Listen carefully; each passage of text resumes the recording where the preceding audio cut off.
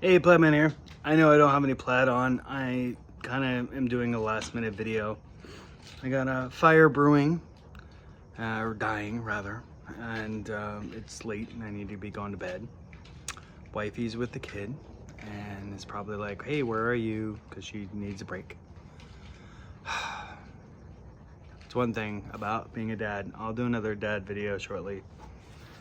There's so much. There's so much that you can't prepare for. It's awesome. Anyhow, I've been noting down things I want to do videos about. Part of it is just the timing and figuring it out. You have life, work, stuff like that. Something that came up today while I was listening to podcasts and the news and what's going on is Dan Bongino and Kash Patel, who are now in the government, part of the FBI. Basically, they said Epstein killed himself. Despite the narrative being for the last, like 5 years or more. No. Yeah, actually about 5 years. Maybe 6 years. I don't know. Anyways, the Epstein didn't kill himself. And Dan Bongino, being a person that, at least on the right, was known for being very upstanding and very, like, questioning what authority says. It seems that now that he's there, he and Kash Patel, looking at the information, are saying, no, it's very evident that Epstein killed himself. Now, I don't know. I'm not going to do a deep dive on Epstein. Personally, I don't think he killed himself. Some of the facts of the situation, for those of you who are not informed, is, well, Epstein died. He was in prison. He was on suicide watch. He had a person in the cell with him, and that person was removed before he was, committed suicide, supposedly. And so that's outpoint number one. When you're on suicide watch, they basically put you in a certain cell to make sure you don't commit suicide. And it's noted that Epstein's lawyer, I can't believe he had a lawyer, but he had a lawyer, basically was like, yeah, no, I just talked to him. And I was planning on talking to him in a few other days, like, totally weird, out of the blue. So his lawyer didn't think he was suicidal, but he was on suicide watch, so there's that. Sorry, that's my dog Cyrus, who's just like, oh, hey, let me just chew this log, because he has to have something to chew, always. So Epstein's lawyer, and then Epstein's on suicide block, and da-da-da. Okay, and then other weird things is the cameras and the footage were defunct, were not working, or blacked out, or whatever. And any, like, before and after footage is apparently dissipated. And let me just finish. On top of that, 2 of the guards that were on duty also were asleep during this suicide. And as far as I know, nobody's been fired. There hasn't been an exhaustive investigation or more specifically, there has not been a explanation for all of the outpoints. So what we run into is this problem of, okay, these 2 people, Kash Patel and Dave Bongino, I'm inclined to believe them.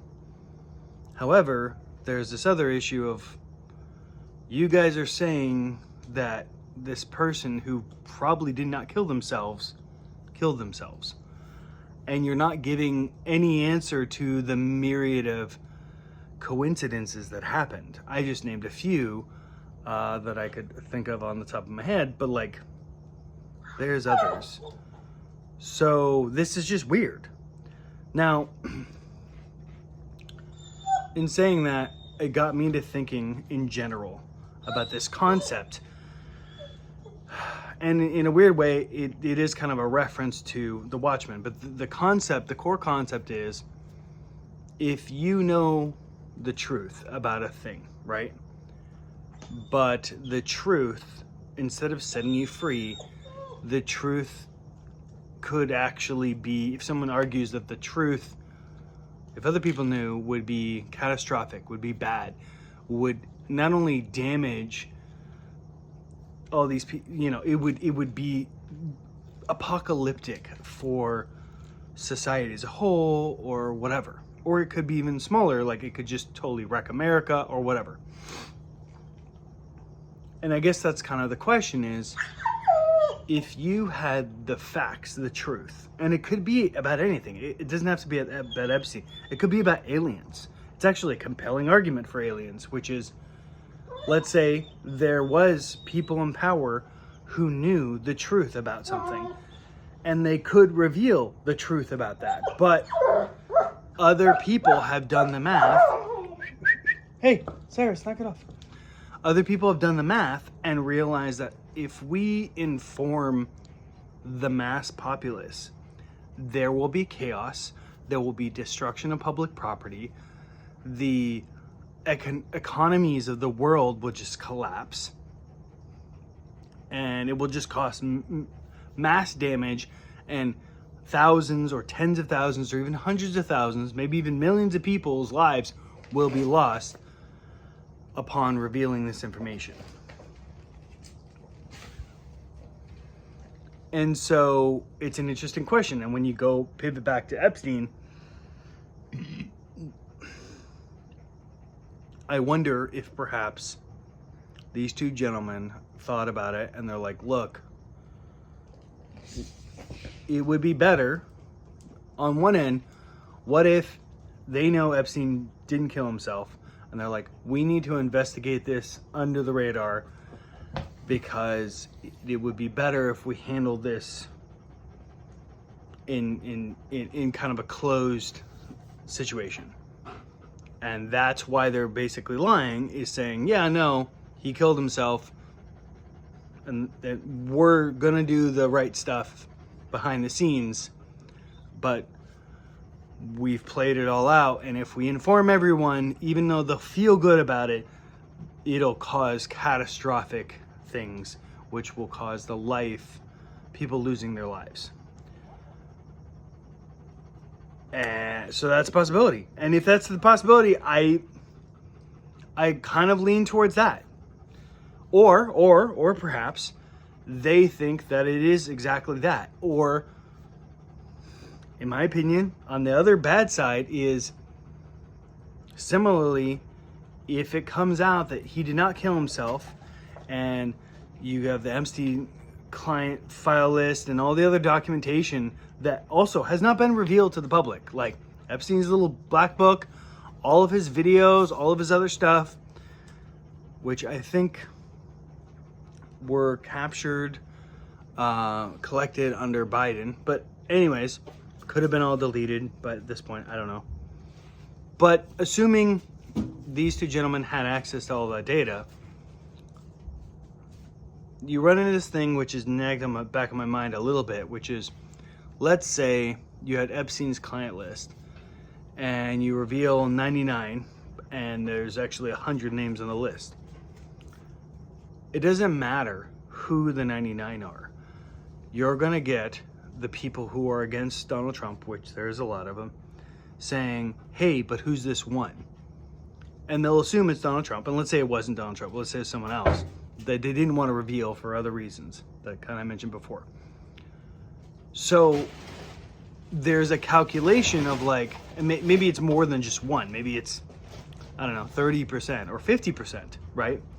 And they're like, look, we could reveal 50% of the list, but it would be detrimental if we revealed the whole list. And these are kind of choices that commanders have to make. People who have great responsibility have to make to basically make the choice that's the greatest good for the greatest amount of people. And not just people in a democratic sense, but like sectors of people and industries as a whole. Like, you can't just be like, oh yeah, no, this affects one person or affects 50 people. Or like, I'll say if I kill one person, I save 50. It's not that simple. It never is that simple in real life. So here's the deal. I want to believe that there's a reason that they're saying that Epstein didn't kill himself. Oh, another thing on the Epstein suicide thing is he had like 3 different fractured bones. So for someone who suicides himself, that's not difficult. That's extremely, like 1 fracture would be unusual. 2 would be very unusual. And 3 would be ridiculous. Now, if somebody else is suiciding you, 3 is totally normal and expected. Them's just the facts. So, the question for you is, and this is where we get into The Watchmen. If you haven't seen the show or read the comic, I was just watching the movie. Sorry, not the show. Watch the movie. But there's a moment where effectively this superhero is like, hey, there's a Cold War between America and Russia. I've effectively nuked New York and blamed this other party so that America and Russia stop doing the Cold War and then unite together to fight this other party. And therefore, stop the Cold War, stop the world from nuking each other. Now, I happen to not like the character, like the character, well portrayed, I don't agree. And there is another character who doesn't agree either. He wears a mask, I'm blanking on his name right now. But he's like, no, I'm not going to just buy into this lie. I disagree. You killed millions of people, 1 million plus people in New York. I'm not okay with that. Like, your justification, and you can understand the justification is like, if I kill, let's say, 1 million people, but I save the world population, I think, world population is 4 billion, right? And when you're talking nuclear, at that point, Cold War era, maybe a 4 billion population. So I kill 1 million, but I save 4 billion. That's a good trade. And I don't like that argument. That argument is the ends justify the means. And my issue generally with that is like, okay, but did you do all the other options? Because usually if you're choosing the worst option or a bad option, there are other options. And the question I always have is, did you do the other options or you just chose this one because it was the least bad? I don't know. Rorschach is the name of the character in the show or the movie. Gosh darn it. Anyways, so that's the question for you is, I want you to think about it. You may have already heard about the Epstein stuff and whatever. I'm not trying to do a pile on. It's just, it was kind of on my brain and I wanted to talk about other serious stuff, but I'm just not in the headspace to do that right now. So I will do it tomorrow, maybe on my lunch break. I don't know. But yeah, what do you think is right? If you were given data, whether, let's say it's about aliens or whether Fruit of the Loom actually had the cornucopia or whatever. Let's say you actually knew, you had factual evidence, but then you were also given the information to say, hey, if we actually allowed that to come out, it could be bad. It could hurt people, like severely. What would you do? Is the truth more important than the potential lives lost? I don't know. It's an interesting question. I generally think it's better to try and do the best thing for the best amount of people. And I think it's better for people to be informed. I understand that it's problematic when it's like, oh, well, if people are informed, they're going to go bananas. Okay. By that logic, then you just keep people in the dark all the time. And then that's just perpetuating, leading towards control.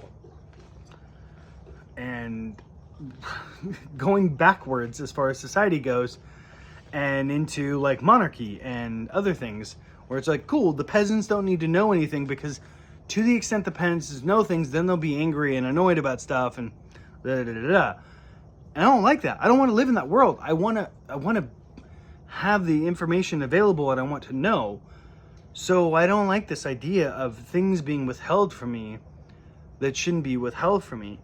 And I don't like that WikiLeaks, which was the epitome of you should know, and people who have information are leaking it to WikiLeaks, and WikiLeaks is sharing it, and unfortunately it's non-operable right now.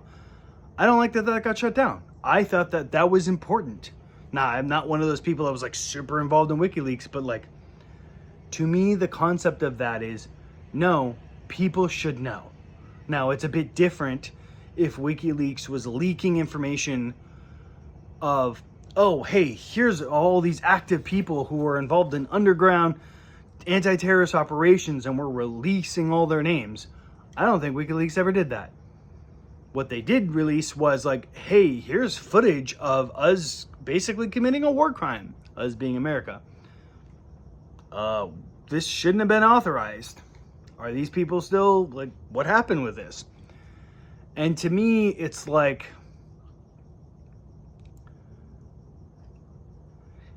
if you're in a new relationship and then it gets leaked that you like cheated on your your past relationship, then if your new relationship sees that and they're like, hey, what the heck? You should have a moment to yourself and realize that, like, oh, perhaps I shouldn't have cheated. Perhaps you shouldn't have made that choice. Or perhaps in your new relationship, you can communicate before it gets released and be like, look, I did something horrible in my past relationship. I learned the lesson of that. I am very sorry. I don't plan on doing that with you. I can, own it. But instead of owning it, the government and the governments are like, no, absolutely not. Let's shut this stuff down. And I know I've strayed far from the thing, but I also think it's relevant. I generally think it's better to know. It's better to know in general. I'd rather be ignorant than stupid, always. And then on top of that, it's like, the government doesn't have seniority on responsibility for actions. We as individuals are responsible for everything our government does. So everything bad and everything good that our government does, it is our responsibility. So therefore, we should know. Now, to an extent, that's ridiculous. Like, I don't think it's valid that we all know what the nuclear code is and where all of our nuclear stuff is and whatever. Because there are people who are treasonous and who do not have the best interests of humanity in mind, right? And there are people who are not part of our government who would like that information and would happily, like, whatever. And that maybe that's the other thing is like, oh yeah, that would be not just egg on our face, but like these other countries could do that. I don't know. But to go back and back and back, I feel like the conversation with Dan Bongino and Kash Patel was really underwhelming. And as much as I respect them and trust them to some extent, I was not impressed with their answers. And I still don't believe that Epstein didn't kill himself. I think he did. I think he didn't. So anyways, that's my stick. Plaid Man out. I love you all. Talk to you soon. Bye-bye.